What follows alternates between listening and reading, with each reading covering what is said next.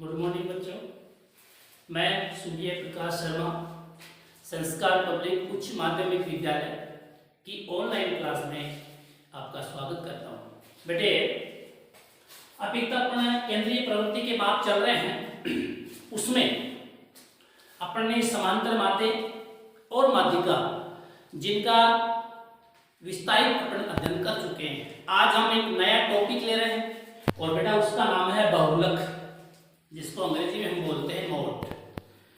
बहुलक क्या होता है उसकी हमें परिभाषा समझनी होगी।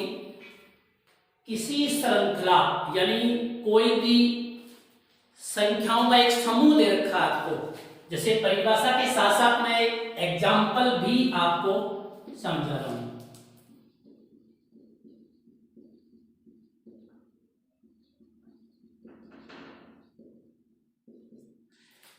ये एक संख्याओं की क्या है, श्रृंखला, ठीक है, कि उस मूल्य को कहते हैं। तो ये श्रृंखला जो है उसकी मूल्य दे रखे हैं 6, 7, 4, 9, 6, 4, 6, 9, 10, 6, 11, जो श्रृंखला में सबसे अधिक बार आता है।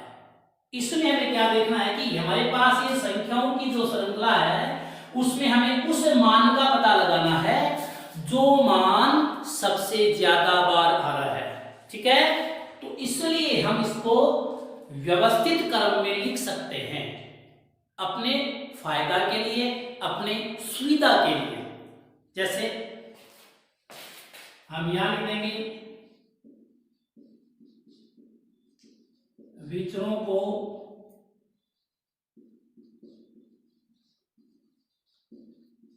आरोही क्रम में लिखने पर, ठीक है बेटा।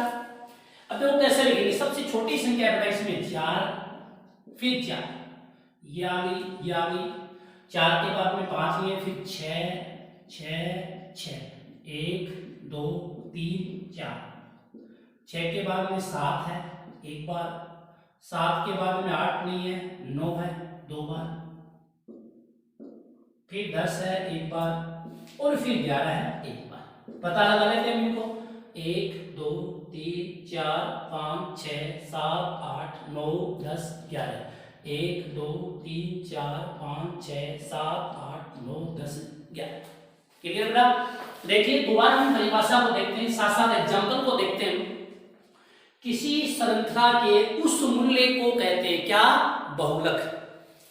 जो श्रृंखला में सबसे अधिक बार आता है। तो इस श्रृंखला में देखिए आप कौन सी संख्या ऐसी है जो सबसे ज्यादा बार आ रही है। ध्यान देना, 2 है, 4 है वो 2 बार आ रहा है, 6 है वो 4 बार आ रहा है, 7 है वो 1 बार आ रहा है, 9 है वो 2 बार आ रहा है, 10 है वो 1 बार आ रहा है, और 11 है वो 1 बार आ रहा है। तो यहां बेटे 6 जो है वो सबसे अधिक बार आ रहा है, अर्थात सब जिसकी सबसे अधिक बारंबारता होती है। तो यहाँ 6 की बारंबारता 4 है, सबसे अधिक है। इसलिए बेटे इस का जो बहुलक है वो कितना होगा? वो होगा 6, ठीक है। तो ये परिभाषा यदि आपकी क्लियर होगी तो निश्चित रूप से आपको कैसा भी क्वेश्चन दे दे, आपको कहीं कोई प्रॉब्लम नहीं आएगी, ठीक है बेटा। किसी श्रृंखला के उस मूल्य को कहते हैं जो सबसे अधिक बार आता है, अर्थात जिसकी आवृत्ति सबसे अधिक होती है वही उसका क्या कहलाता है? बहुलक कहलाता है। क्लियर? बहुलक का पॉइंट आपका क्लियर हो गया, ठीक है। बहुलक का जब आपको पॉइंट क्लियर हो गया तो उसके बाद में हम अभी तक हमने देखी कि सारणियां 3 प्रकार की होती हैं। नंबर 1 व्यक्तिगत सारणी, नंबर 2 अवर्गीकृत बारंबारता बंटन सारणी, नंबर 3 वर्गीकृत बारंबारता बंटन सारणी। तो अब हम एक एक सारणियों के बारे में हम अध्ययन करेंगे कि व्यक्तिगत सारणी से बहुलक कैसे निकाला जाता है, असमूहित बारंबारता बंटन सारणी से बहुलक कैसे निकाला जाता है, और समूहित बारंबारता बंटन सारणी से बहुलक कैसे निकाला जाता है। तो देखते हैं।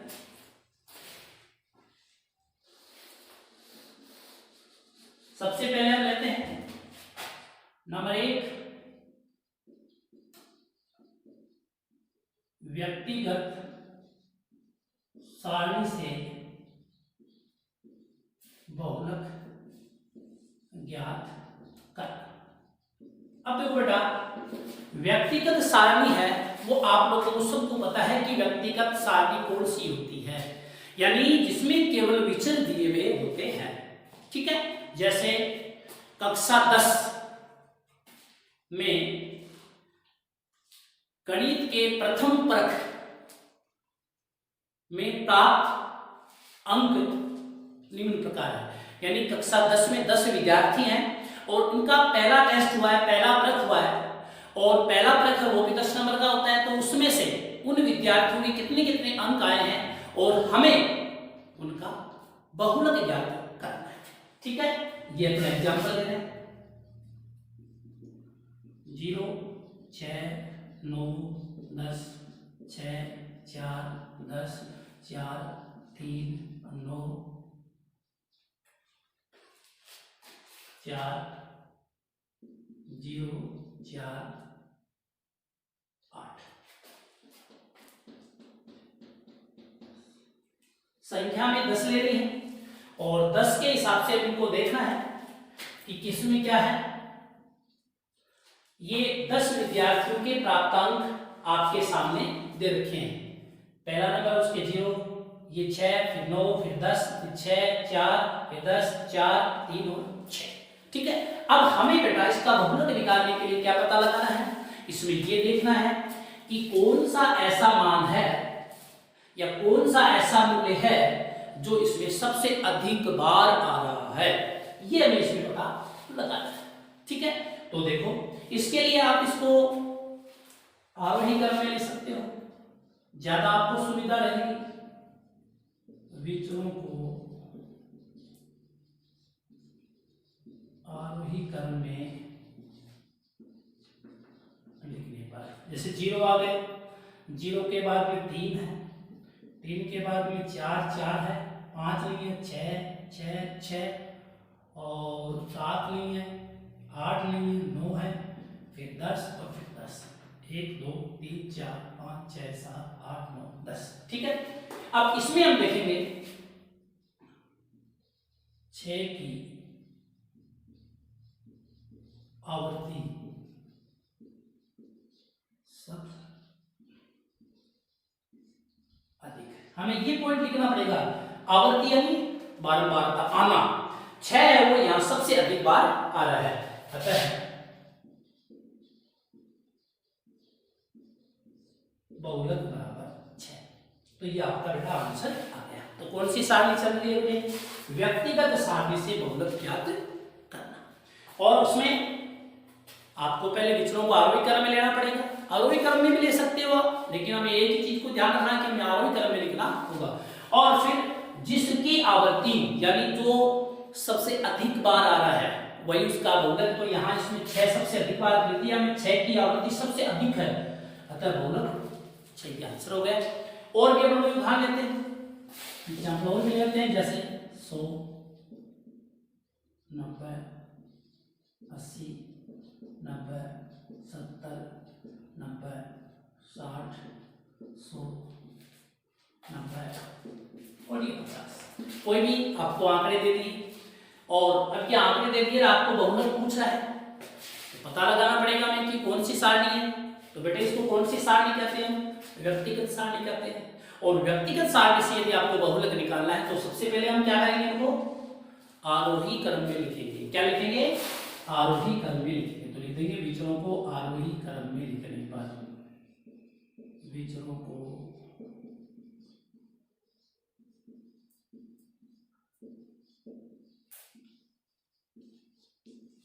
लिखने पर। तो देखो सबसे छोटी संख्या 50, 50 के बाद में 60 है, 60 के बाद में 70 है, 70 के बाद में 80 है, 80 के बाद में 90, 1 2 3 और 4 90 90 90 90 और उसके बाद में 100, 1 2 3 4 5 6 7 8 9 10, 1 2 3 4 5 6 7 8 9। अब इसमें देखो 9 आए तो इनको काउंटिंग करेंगे कि कोई संख्या छूट तो नहीं गई है। देखो 100 आ गया, ये आ गया 100, 90 2 3 4 90, 1 2 3 4 ठीक है, उसके बाद में 80, एक 80 आ गया, फिर 70 आ गया, फिर 60, ये 60 आ गया, 100 इसमें 2 बार रखें तो 2 बार। इस प्रकार से क्या है कि कोई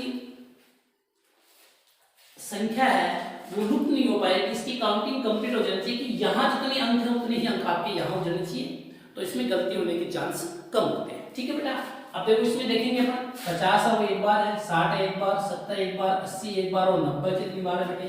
4 बार, और 100 कितनी बार है? 2 बार।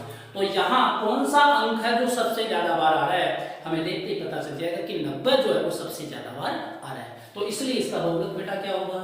90 होगा। ध्यान देंगे क्योंकि 90 की आवृत्ति सबसे अधिक है, अतः बहुलक 90 है। ये आंसर हो गया। ठीक बेटा, तो ये तो हो गई आपकी पहली सारणी। ऐसे आप और भी एग्जाम्पल ले सकते हैं किताब में से, आप स्वयं भी बना सकते हैं, और ऐसा आप 3-4 एग्जाम्पल लेके आप निकालिए, आपको फुल कॉन्फिडेंस हो जाएगा। फिर परीक्षा के दौरान या जो भी है, जब कभी भी आप निकालेंगे तो आप इजी वे पे आप निकाल सकते हैं। ठीक है बेटा, अब इसके बाद में अपन सारणी 2 लेते हैं। दूसरी सारणी जो होती है वो होती है असमूहित बारंबार बंटन सारणी।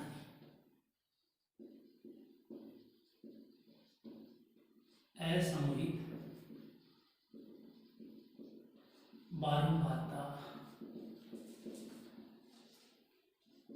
बंटन सारणी। इससे भी आप अच्छी तरह वाकिफ हैं, अच्छी तरह जानते हैं, आपने खूब एग्जाम्पल, खूब क्वेश्चंस ऐसे निकाले हैं समांतर माध्यम में और माध्यमिका में। इसमें आपको 2 कॉलम मिलेंगे, एक तो मिलेगा विचर का और एक मिलेगा बारंबारता का। जैसे ये 2 कॉलम हो गए, या अक्स हो जाएगा, एल हो जाएगा, इसको हम बोल देंगे विचर, इसको बोल देंगे बेटे बारंबारता। प्रश्न के अंदर और कुछ भी लिखा हो सकता है, ध्यान रखना। एक्स और एफ का अंतर भी मैंने बताया हुआ कि एक्स कौन सा होता है, एफ क्या होता है। एक्स में एक निश्चित क्रम होता है, लेकिन एफ में एक निश्चित क्रम नहीं होता। जैसे 6, 7, 8, 9, 10, 6, 4, 10, 2 और 9। इसमें देखो निश्चित क्रम है, या तो बढ़ते क्रम में होगा या घटते क्रम में होगा, लेकिन इसका कोई निश्चित क्रम नहीं, कभी घटेगा कभी बढ़ेगा। क्लियर? अब देखो इसमें क्या करना है, हमें ये सेकंड जो कॉलम इसकी तरफ चलना है, तो इसमें ये बारंबारता है और इसके अंदर हमें सबसे बड़ी बारंबारता देखनी है। कोई दिक्कत वाली बात नहीं है, आपको आप लिखेंगे सबसे बड़ी बारंबारता, सबसे बड़ी बारंबारता। तो बेटा यहां सबसे बड़ी बारंबारता कितनी है? 10। अब लिखेंगे 10 के सामने का विचर। 10 के सामने का विचर देखेंगे तो 10 के सामने का विचर कितना है? 8। अतः बहुलक कितना हो गया बेटा? 8। कोई दिक्कत नहीं है, सीधा सा है, नॉर्मल सा है। ये सारणी आपको दी मिलेगी, इसको व्यवस्थित क्रम में आपको करने की आवश्यकता नहीं। जैसे भी सारणी मिलेगी वो व्यवस्थित क्रम में ही रहेगी, और आपको बारंबारता वाली जो सारणी है उसकी तरफ विशेष ध्यान देना पड़ेगा, और उसमें सबसे बड़ी संख्या को देखना पड़ेगा। तो यह सबसे बड़ी संख्या क्या है? 10। यानी सबसे बड़ी बारंबारता बेटा कितनी है यहाँ? 10। सबसे बड़ी बारंबारता जब होगी तो उसके सामने हम चलेंगे कि 10 सबसे बड़ी जो बारंबारता उसका विचर क्या है। ठीक है, उसका विचर बेटा कितना है? 8। और ये जो 8 विचर है ना, यही इसका क्या होगा? बहुलक हो जाएगा। तो ये आपके बेटा कौन सी प्रकार की सारणी है? असमूहित बारंबारता बंटन सारणी, या हम इसका दूसरा नाम बोल सकते हैं अवर्गीकृत बारंबारता बंटन सारणी। क्लियर हो गया? एक एग्जांपल और ले लेते हैं। एग्जांपल 10 में भी आ सकता है। जैसे यहां आपको दे दिया प्राप्तांक छात्रों की संख्या, तो इसको x बोल देंगे, इसको f बोल देंगे। ठीक है बेटा, जैसे 1.1, 1.2, 1.3, 1.4, 1.4, 1.5 और 1.6 कैसे भी आ सकता है क्वेश्चन। 6, 20, 40, 39, 50 और 60 कोई भी क्वेश्चन दे दे आप। ठीक है, अब ऐसा बारंबार का बंटन सारणी क्लियर होगी। 2 कॉलम है, आपको कोई व्यवस्थित क्रम नहीं देना है। अब हमें करना क्या है, सिर्फ जो फ्रीक्वेंसी वाली जो कॉलम है यानी बारंबारता वाला जो कॉलम है या छात्रों की संख्या वाला जो कॉलम है उसमें हमें सबसे बड़ी संख्या देखनी है, सबसे बड़ी तो सबसे अधिक। तो यहाँ सबसे बड़ी बारंबारता कितनी है, 60। ठीक है, ध्यान देंगे सबसे बड़ी बारंबारता, सबसे बड़ी बारंबारता बेटा यहाँ 60 आ गई, क्योंकि हमें सबसे बड़ी संख्या देखनी है और सबसे बड़ी संख्या वही बारंबारता हो जाएगी सबसे बड़ी। और अब देंगे हम 60 के सामने का विचर, 60 के सामने का विचर, 60 के सामने का विचर हम देखेंगे बेटा वो आएगा 1.6 और ये 1.6 जो है वही इसका बहुलक कहलाता है। अतः बहुलक 1.6 आंसर। ठीक है बेटा, तो इसी प्रकार से इन बातों को आपसे ध्यान रखेंगे। तो हमारी 2 प्रकार की जो सारणियां हैं वो कंप्लीट हो गई हैं। ये कैसी भी संख्या आ सकती है, आपको इसमें घबराने की कोई आवश्यकता नहीं है। सिर्फ आपको इस कॉलम की तरफ से ध्यान देना है और इस कॉलम में आपको ये देखना है कि इसमें सबसे बड़ी संख्या कौन सी है। जो भी सबसे बड़ी संख्या मिल जाती है इसको ले लेंगे सबसे बड़ी बारंबारता। तो सबसे बड़ी बारंबारता कितनी होगी बेटा, 60 होगी। और इस 60 के सामने वाला जो विचर है उसको हम नोट करेंगे। तो 60 के सामने का विचर कितना होगा बेटा, 1.6। तो बहुलक भी कितना होता है, 1.6। तो इसी तरीके से हम इनका पता लगा सकते हैं। ठीक है, नंबर 1 अपने पास क्या आ गई, व्यक्तिगत सारणी से हमने बहुलक सीख लिया। और नंबर 2 में हमने क्या सीखा, असमूहित बारंबारता बंटन सारणी से बहुलक, या इसका दूसरा नाम क्या होता है, वर्गीकृत बारंबारता बंटन सारणी से बहुलक ज्ञात करना। तो हमारे 2 प्रकार के एग्जाम्पल हो गए और इनमें कोई विशेष दिक्कत है नहीं आप लोगों को। आप ऐसे और भी एग्जाम्पल लीजिए और उनका अभ्यास कीजिए, निश्चित रूप से आप इन क्वेश्चनों को निकाल लेंगे। ठीक है, इतना जब आपके पास क्लियर हो गया तो इसके बाद में हम तीसरे प्रकार की जो सारणी है उसका हम अध्ययन करेंगे और वो तीसरे प्रकार की सारणी होगी समूहित सारणी। कौन सी होगी बेटा, समूहित सारणी, या जिसको हम क्या बोलते हैं, वर्गीकृत सारणी। वर्गीकृत सारणी के अंदर एक फॉर्मूला है, उस फॉर्मूले को आप विशेष ध्यान रखना पड़ेगा, तभी आप उस क्वेश्चन को हल कर पाएंगे। ठीक है बेटा, तो अब इसके बाद में नंबर 3 पे अपन चल रहे हैं।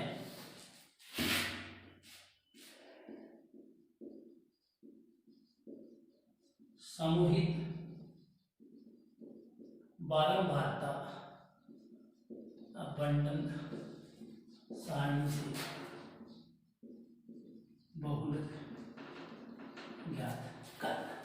ठीक है, अब इसमें करना क्या है बेटा, जो समूहित बारंबारता बंटन सारणी होगी उसमें और शुरू के जो नियम है, हमें सबसे बड़ी बारंबारता देखनी होगी और सबसे बड़ी बारंबारता के सामने का जो वर्ग होगा वही हमारे लिए बहुलक वर्ग कहलाएगा। लेकिन बहुलक वर्ग के अंदर बेटा 2 संख्याएं होती हैं। ठीक है, तो 2 संख्याएं होती हैं, उन दोनों संख्याओं के बीच में अनंत संख्या होती है कि हम किसका आंसर माने, उसके लिए फिर हमें एक फॉर्मूला यूज में लेना पड़ेगा और उस फॉर्मूले को भी याद करने पड़ेंगे। उसके प्रत्येक पॉइंट जो है उनकी थ्योरी आपको ध्यान में रखनी पड़ेगी, तब जाके हम ऐसे क्वेश्चन को हल कर पाएंगे। जैसे यहां वर्ग आ गया और यहां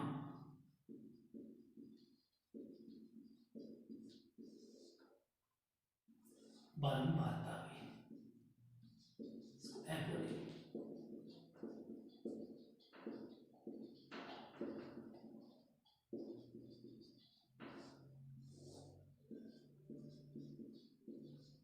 ये दे दी आपको। तो देखो इसकी विधि वही है, ठीक है। सबसे पहले वही करेंगे हम, सबसे बड़ी बारंबारता।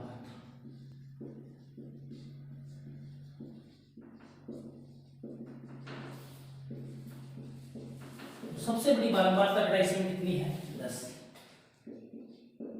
10 के। अब इसको 10 के सामने का अगर यहाँ अकेली संख्या होती तब तो हम इसको विचर कहते, लेकिन यहाँ समूह है तो इसको वर्ग कहेंगे। क्या कहेंगे? वर्ग। तो क्या आएगा बेटा इसमें? 10 के सामने है 20 से 30, तो हम बेटा इसको बहुलक वर्ग। बहुलक वर्ग हुआ आपका 20 से 30।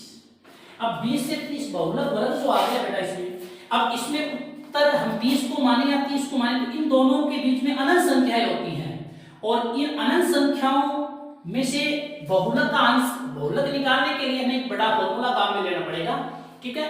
और क्योंकि अभी तक यहाँ सिंगल संख्या दी हुई थी, सिंगल संख्या दे रखी, तो वही उसका उत्तर था। अब इसके लिए भी हमें एक फॉर्मूला जो है वो याद करना पड़ेगा। फॉर्मूला है L plus F1 minus F0 बटे 2F1 minus F0 minus F2 गुणा H। आप इस फॉर्मूले को याद करें और इनके शाब्दिक अर्थ है वो फिर मैं आपको नेक्स्ट वीडियो में बताऊंगा। तब तक के लिए